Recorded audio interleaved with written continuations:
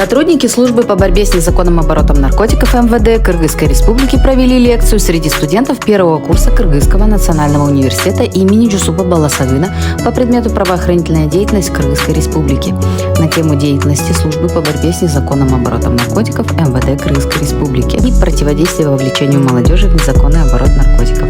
На мероприятии приняли участие старший преподаватель кафедры уголовного процесса и судебной экспертизы Низахун Алахунов, врач-психиатр, нарколог Республиканского центра психиатрии и наркологии при Министерстве здравоохранения Кыргызской Республики Ащи Алия.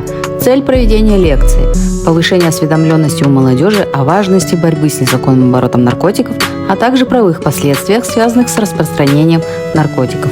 В ходе лекции студентам продемонстрирован видеоролик, подготовленный службой.